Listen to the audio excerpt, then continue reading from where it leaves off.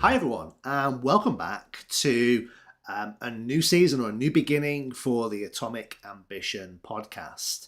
After a longer summer break than I anticipated or expected, you might be glad to hear that I have done lots of reading over the summer period. But after the summer period, I'm back with Atomic Ambition, the podcast.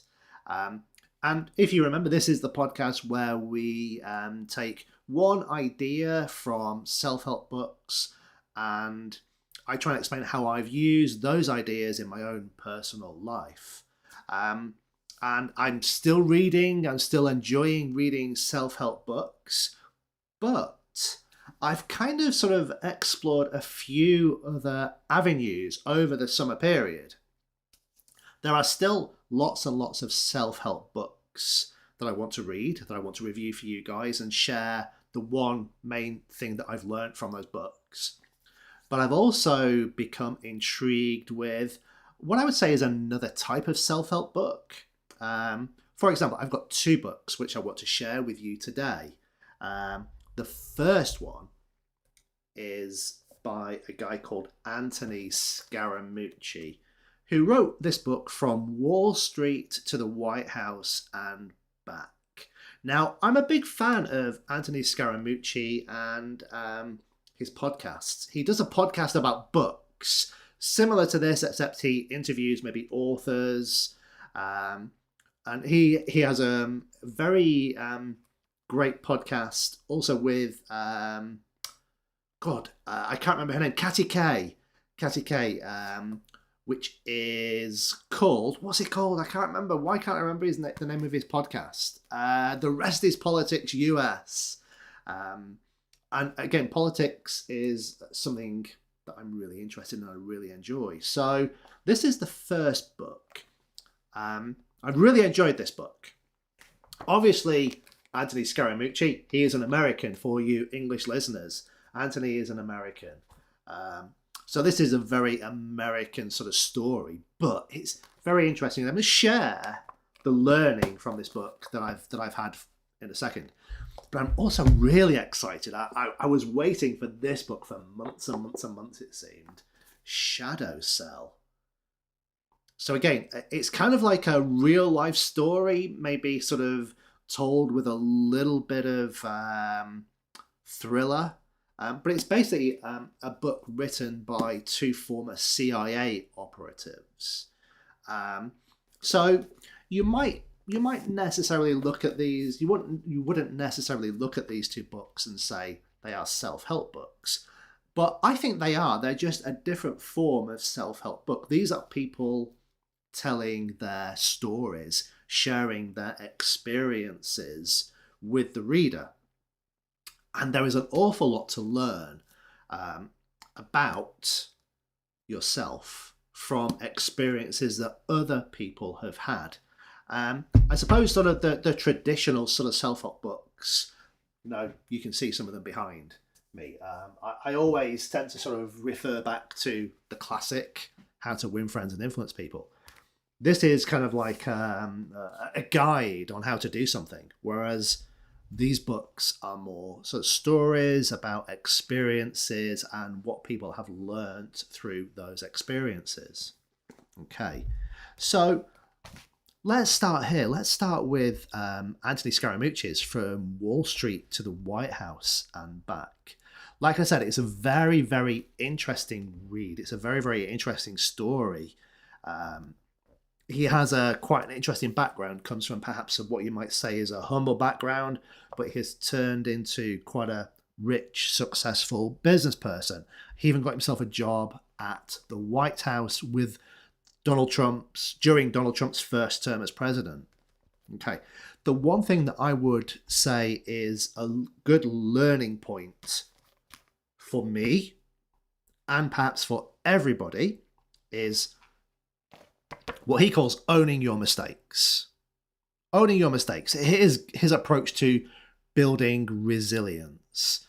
Owning your mistakes. It doesn't only help to sort of build trust and respect amongst others. If you're working in a team, it can help maybe improve the company culture as well. But really, from a personal point of view, owning your mistakes is about learning and growing as an individual. When you accept responsibility for something that has gone wrong, an error you've made, you can analyze what went wrong, find out why it went wrong, and make sure you can make sure you can develop a plan to make sure it doesn't happen again. Okay, so that in itself is a very, very effective form of both personal but also professional growth. And he talks a lot in this book about owning your mistakes. If you have made a mistake, don't be afraid to admit it. Don't try and hide it. The people who hide the mistakes, they get caught eventually. And I personally just don't think it's worth it. Don't try and hide your mistakes. Yeah, own your mistakes. Use the Scaramucci method to own your mistakes. That's my personal learning from reading that book. Honestly, if you're interested in politics, European, UK, American politics, it's a great book to read. Just to get an insight into some really amazing things that you just wouldn't be aware of. And talking of amazing things that you wouldn't be aware of, unless you are a member of the CIA or have been a member of the CIA, this is going to be new for you.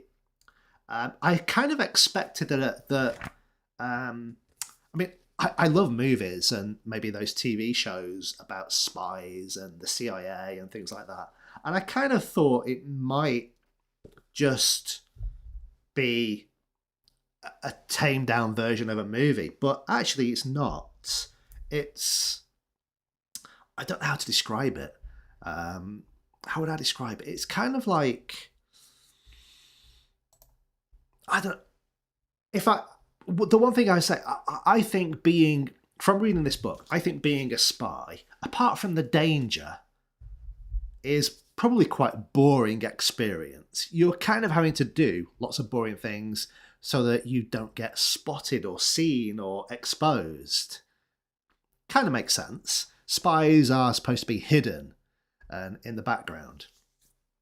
But the one thing that Andrew Bustamante, he wrote this with his wife, Jihi.